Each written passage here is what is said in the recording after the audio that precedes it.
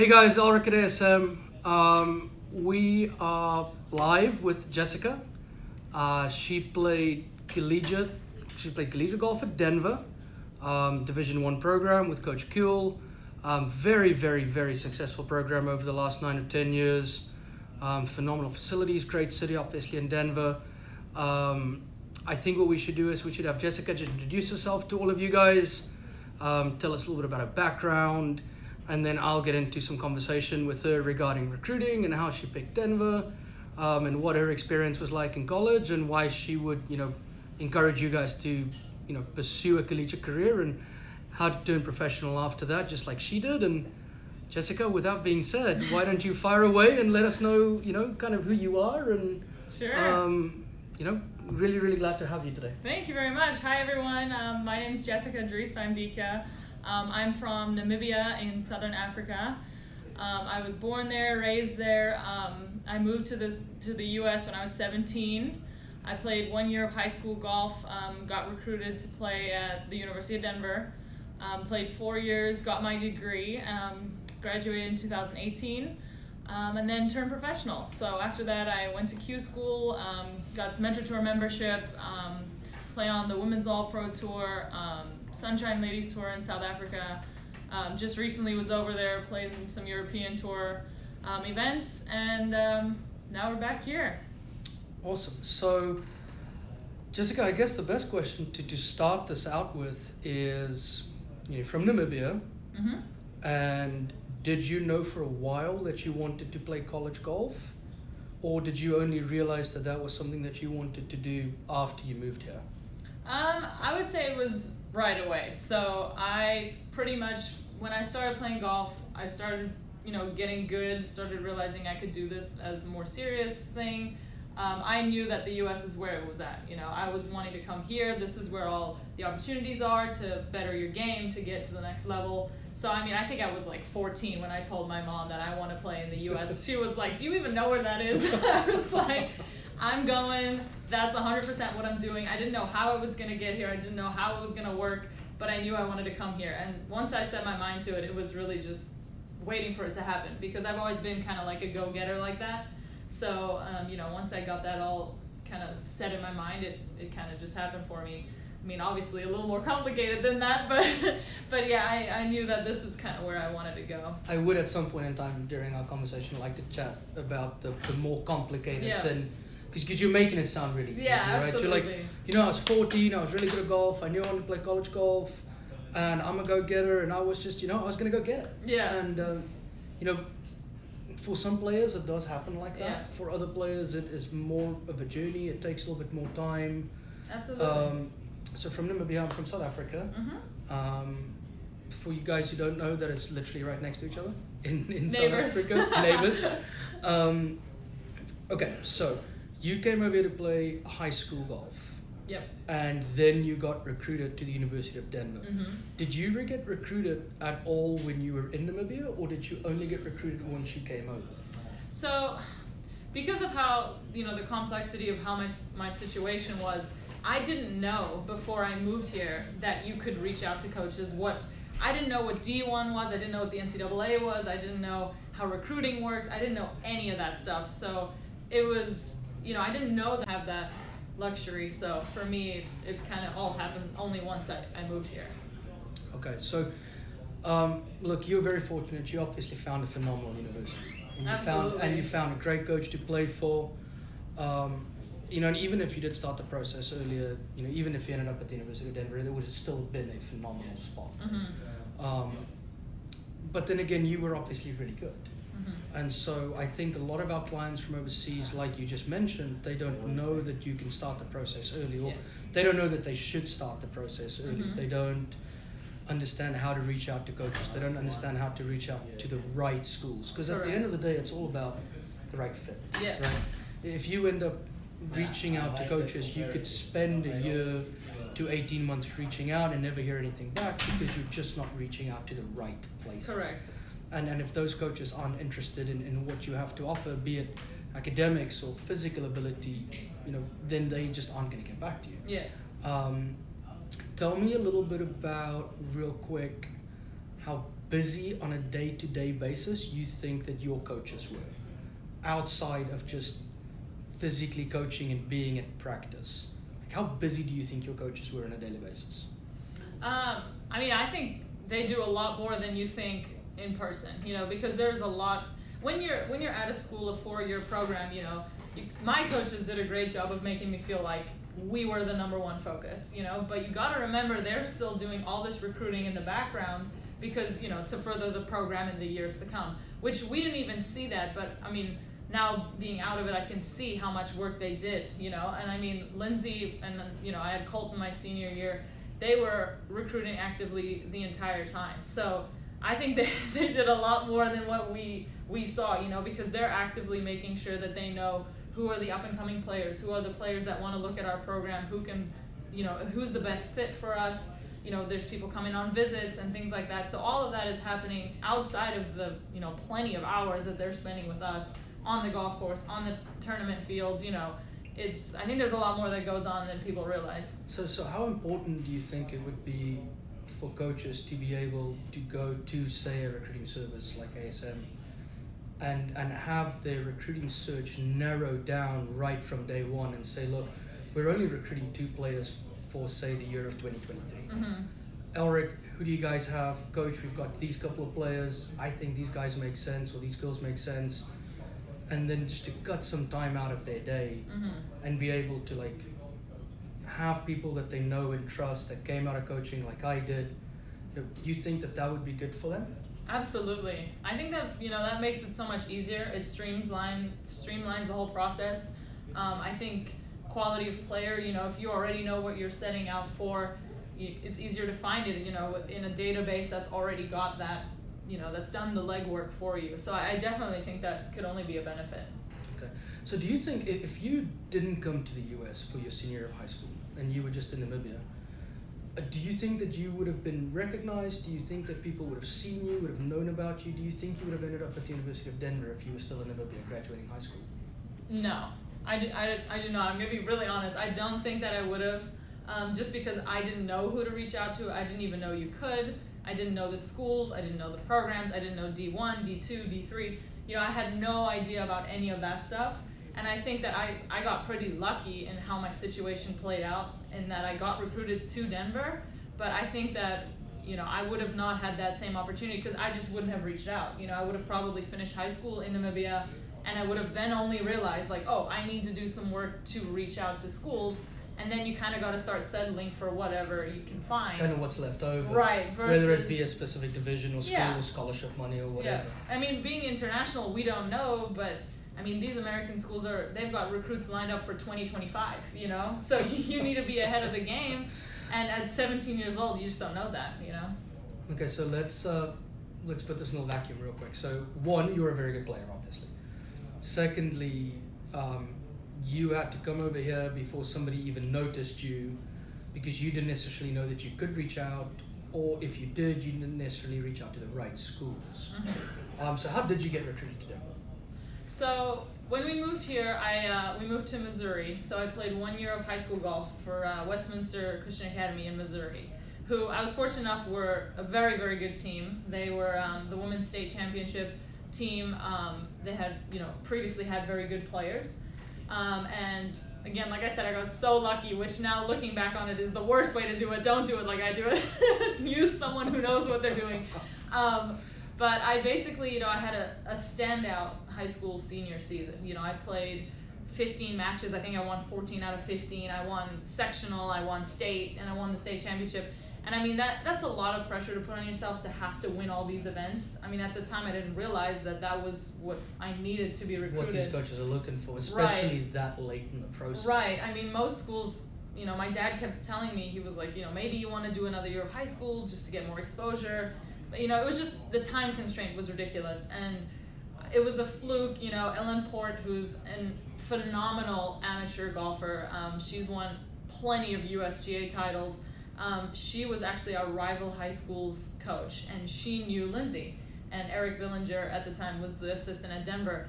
And they needed another recruit last minute, and she recommended me to them. And that's kind of how they found me. So it was like a total fluke that they had space for me.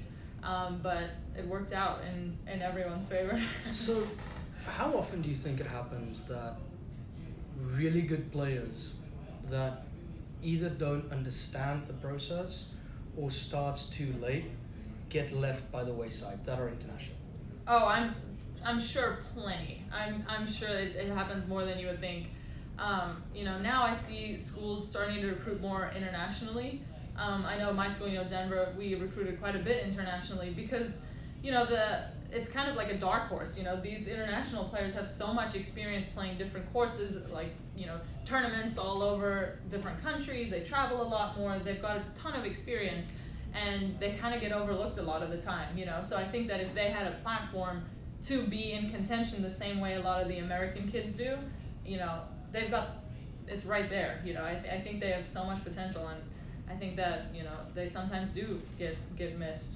Okay, so now that you've gone through the process, got recruited, played at a phenomenal university, got a great degree, turned professional, if you had to tell your own 15 or 16-year-old self, how to do this without quote-unquote getting lucky, like you said, what do you think is the right way to go about this? At what age do you think you should start? Because not everybody is as fortunate as you are to have had the opportunity to play at the University of Denver. Absolutely. I mean, that women's team has been world beaters for ages. Coach Kuhl does a phenomenal job down there. You've got great facilities. You've got a massive airport that's easy to fly in and out of. So yeah, you did luck up. I'm not gonna lie. So, but if you could tell your 15 or 16-year-old self, how to do this, what do you think you would tell yourself? I mean, the first thing that comes to mind is do research, but then I think to myself, you doing research, Googling it, you're not going to find the right people. You're not going to find the right way to do it because there is no manual online to find that'll tell you how to do it. No, there's no manual to get recruited correctly. Exactly. So, I mean, I got lucky in that I had my stepdad who played collegiately back in the day. And just by the way, real quick, your stepdad, he's not bad at golf, is he? Yeah, he played on the PGA Tour, so he knew kind of what to do, and I was lucky that he could guide me through the recruiting process because he knew. But definitely find someone who knows the process, who can help you through the process, who knows who to reach out to. I mean, now that I've been through it, I have plenty of friends that from back home that still ask me now, how does it work? Who do I look into? What school should I reach out to? And they need someone that knows the process, and that's really what I would tell myself back then is find someone who knows what's going on over there, who knows how it works, and, get ahead of the game. Make sure that you're ready for when your time comes to start college. So you say ahead of the game, we always talk about, there are thousands of kids trying to get recruited, right? Some kids start early, some kids start later. You can never start too early. You definitely start too late. Yeah. But you can never start too early. I mean, just like you mentioned earlier, some of these coaches are looking for players for 2024 right now, 2025. And how are they going to recruit you if they don't know of you? Correct. And for everybody out there, at least on the golf side, there's an NCAA rule that says Division I coaches can't speak with you until June the 15th of your junior year in high school or leading up to your junior year in high school. So, that's 2 years before you're going to start your collegiate journey over here. And on that June the 15th day, coaches are making phone calls, they're making offers, kids are verbally committing, and these coaches can't legally even reach out to a player before that date. So how do they know of you? How do those conversations happen prior? There's so much that goes into this, prior to that date. And all of that stuff kind of happens through us at ASM. We get a player at a young age, we build their profile, we promote them to these coaches, we call these coaches, we update them on their results, we call them consistently, let them know what they're working on in their golf swing, how their school's going, how their grade's going, what tournaments they're going to play in. And players on their own, they just can't do that because coaches can't legally call them back or text them or email them. And I think a lot of the time players become very despondent when they email these coaches and coaches don't email back. But they're not allowed to. Right. And I'm going to go back to my prior comment, like they can't recruit you if they don't know who you are. Exactly. So I think, a service like ASM is wonderful in terms of getting you on their radar Mm-hmm. and getting your name ingrained in their minds and getting your name on the blackboard in the office, because Yep. every coach has a whiteboard in their office with 2022 Yep. these recruits, 2023 these recruits. So what was your question would be, what was your daily routine like at Denver? And then how did you manage to take that daily routine that's obviously full of golf and workout and everything, and manage to kind of put that together with school Mm-hmm. and with golf and with the social life? Yeah. So, I mean, our basic, I would say the general routine, you know, for an average week, we would have workouts Monday, Wednesday, Fridays. It's been a little while, so I gotta think. It was early. It was like 6 o'clock, I think, we started the workout. So you gotta be there a little bit before. So we'd work out in the weight room, train pretty hard, you know, 6 to 7. 7 o'clock, you go home, you shower, you eat. And then we started school usually 8 o'clock, depending on what classes you're taking, but usually 8 o'clock to noon or 8 to 2, depending on the day. Usually we'd have Monday, Wednesdays would be, you know, 12, and then Tuesday, Thursday, you could go to 2. And then right after, you know, we would have practice. So it'd either be qualifying or we just have scheduled practice, which was usually set out for us, kind of what, you know, the next week would look like, what was expected of you at practice. We would practice, you know, as much as we could, you know, until dark, until 5, until 6.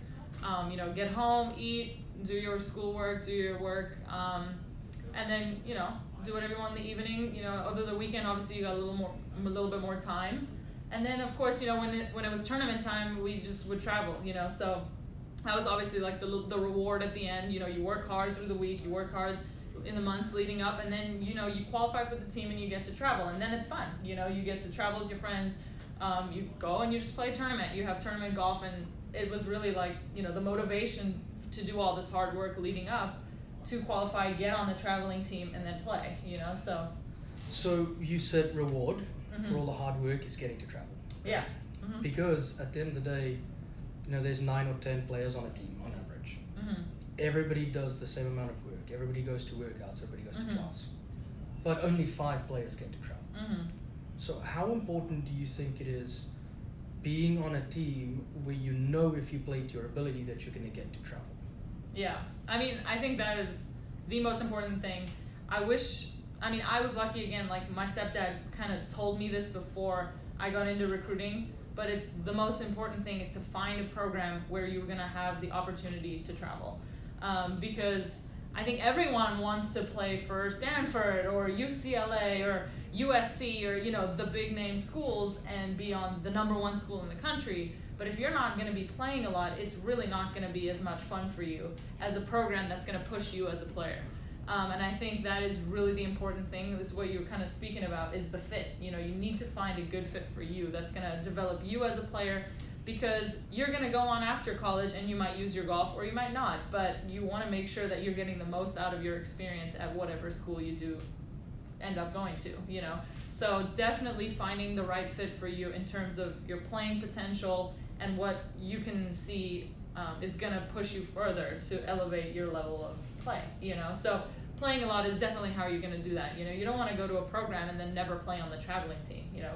So saying you don't necessarily want to go to a school and then not be able to play, right? Mm-hmm. So people always talk about Division 1 and Division 2 and et cetera, and those are obviously where people want to be at. Mm-hmm. But if we're going to revert back to the right fit and having the opportunity to play, Mm-hmm. you know, there are some NAIA schools out there where players are phenomenal. Yes, absolutely. There are some Division 2 schools where women's programs average under par. Mm-hmm. I don't think it necessarily just has to be the bells and the whistles and the fancy and the big name. I think it has, one, it has to be where you can play, Mm-hmm. and secondly, you know, that isn't necessarily always going to be Division 1 school. Yep. That might be somewhere else, and there are numerous players on the LPGA Tour, on the PGA Tour, of players who did not play Division 1 golf. Mm-hmm. Something me and you spoke earlier when I met you real quick was we talked about quote-unquote cold weather schools. Yep. Because you speak to clients and you speak to people and you speak to recruits, and they all want Florida and Texas and Arizona and Cali, right? Yeah. But then you go and look at players on the PGA Tour and on the LPGA Tour that played, you know, at Idaho, and they played in Michigan, and they played in North Dakota, and they played in these places where people would not deem it to be a place where you could move forward from. But if we're going to talk about the fit again, you know, it might be the right coach for your personality. Absolutely. It might be a team where you get to play. It might be a team that has awesome indoor facilities, or a team that, you know, they travel when it gets cold. There's so many things that go into this, other than just saying, I want to be at a Division I school. Fine. Yes. Yep. Absolutely. I mean, like I said, Denver would probably be a cold place school. I say that because it's really not. Denver was the most amazing place for me.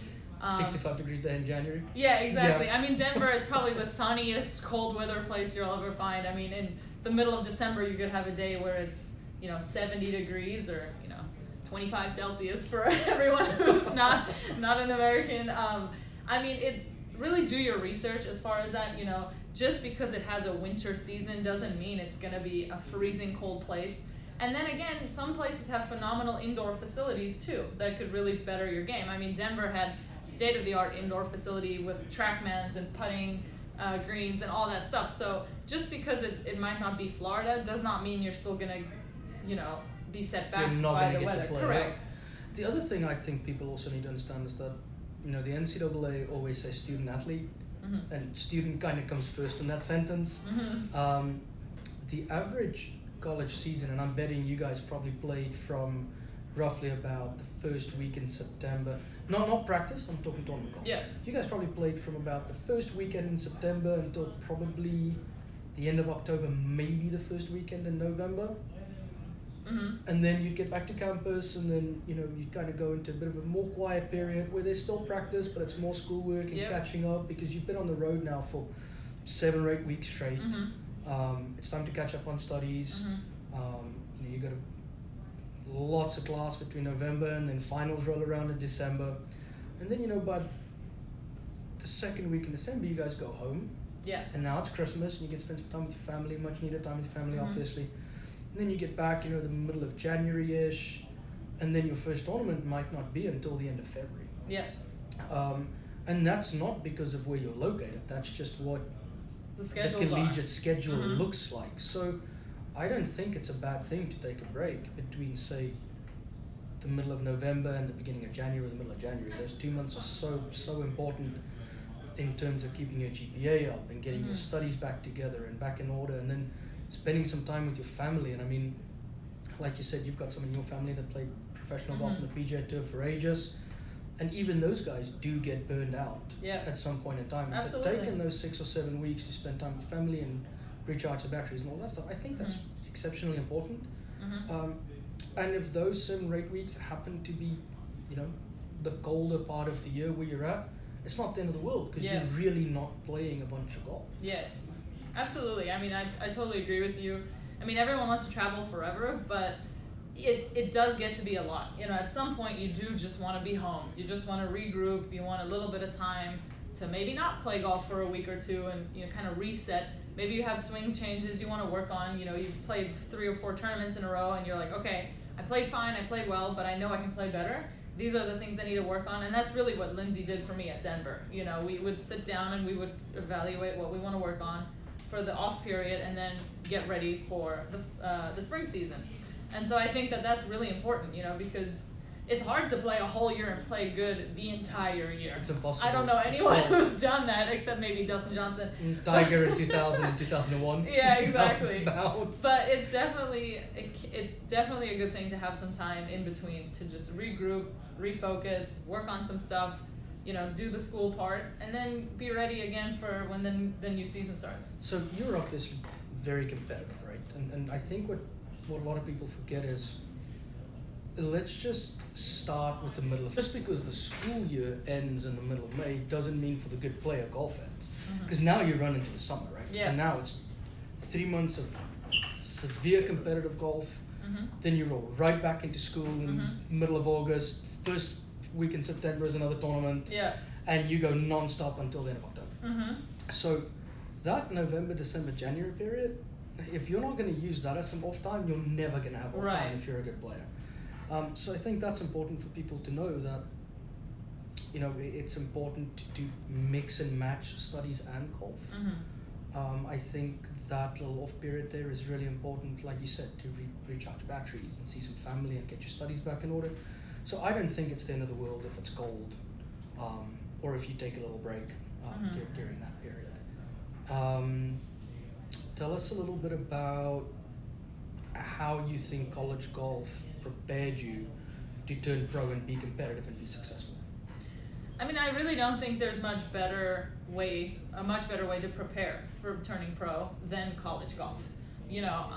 Playing younger, junior golf and high school golf, I thought I was just like so good. You know what I mean? Like confidence was up here, and I thought pro golf just can't be that different. But college golf is really, especially if you can get some kind of scholarship or something like that. I mean, it's literally a program that's helping you do all of this sort of on their dime, right? So they're paying for your travel, they're introducing you to, traveling every week, being on planes, having to, maybe not sleep that much and play a practice round the next day and then play 4 rounds of tournament golf and go right into the next event the next week. And nothing will prepare you for pro golf like that will, because really, until you do it, you can't prepare yourself correctly, I would say, unless you're willing to spend all that money on your own, which it's going to be tough, And time management, it definitely is one of the most important things when you play college, and you learn that. And, that's what you kind of see. People come in as freshmen, they struggle a little bit with their game, they struggle to get their feet. Obviously not everyone, but most people. And then as you go through your 4 years, by senior year, you can tell they've become comfortable with that lifestyle. And then I think from there to college, the jump is far less than the jump would be if you just went cold turkey, amateur to pro. I've always thought that, Joe can always say the proof is in the pudding, right? Mm-hmm. But if turning pro was that easy directly out of high school or directly from being a good junior, then more people would do it and less people would play college golf. Right. But you look at the LPGA Tour, you look at the PGA Tour, and you see those college logos on a Sunday go up next to their names on the leaderboard, and it's like college golf, college golf, college golf, college golf, college golf. Like everybody play college golf. And I think you're dead on. Like, I think college really, to an extent, replicates what life on a professional tour is going to look like. Yeah. From a bang on travel standpoint. Like, in college golf, you could go through a 6-week period where you play every single weekend. And if you're struggling with your game, you need to find a way to figure it out. Absolutely. Because you travel on Friday, practice round Saturday, Sunday, tournament Monday, Tuesday, Wednesday night you fly home, try and catch up on your studies, Thursday, Friday afternoon you're back on a plane. Yeah. And I think what you mentioned with time management there earlier is exceptionally important, and I think that's something that for all of you guys and girls listening, like, the quicker you can figure out how to manage your time and practice efficiently will serve you really well in college or university.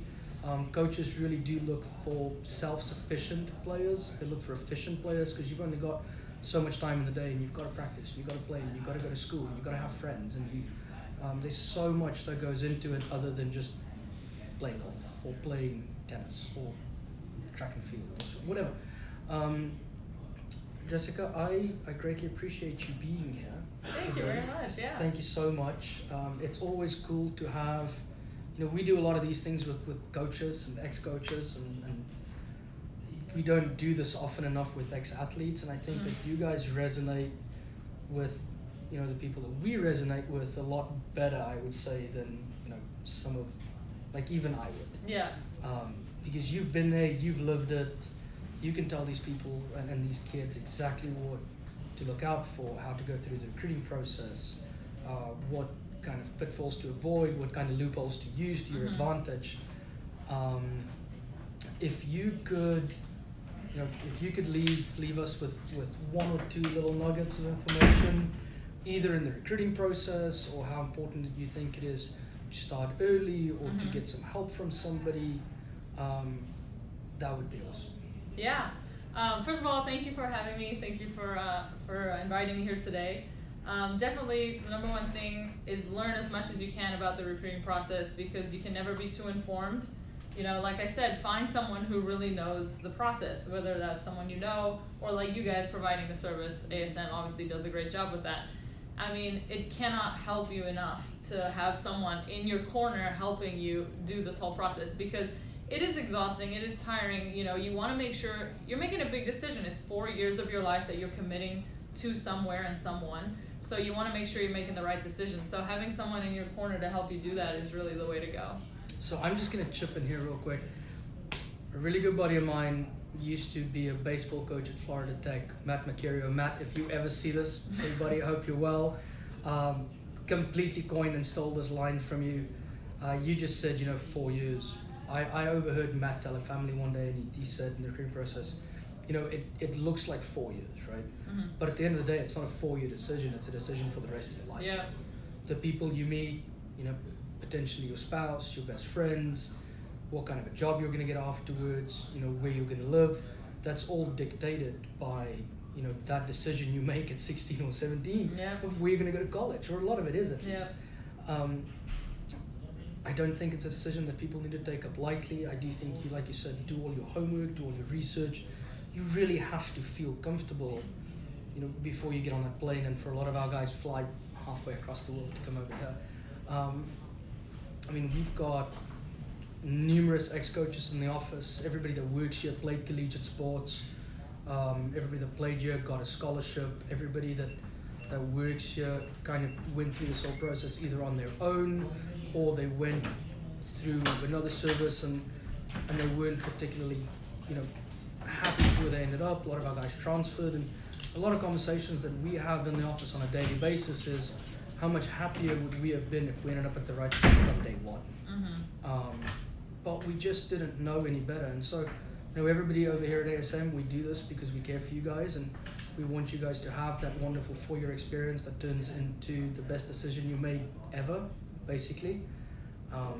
And it's nice to hear from someone like Jessica that played at a top 25 Division I program, played at the very, very highest level that you could ever imagine college golf at, and then her come in and reiterate the same things that we tell our clients and our potential clients every day. So, Jessica, again, I can't thank you enough for being here. Thank you very much. We at ASM are, from here on out, massive fans, and we wish you all the best. And if there's ever anything we can do for you, please call, ask. Our office is 5 minutes from the golf course. Absolutely. Knock on our door, let's grab lunch, whatever we can do to help you, we will gladly help. Perfect. So thank you so much for being here today. Yeah, thank you so much for having me. Thanks guys, have a good one. Thanks for watching.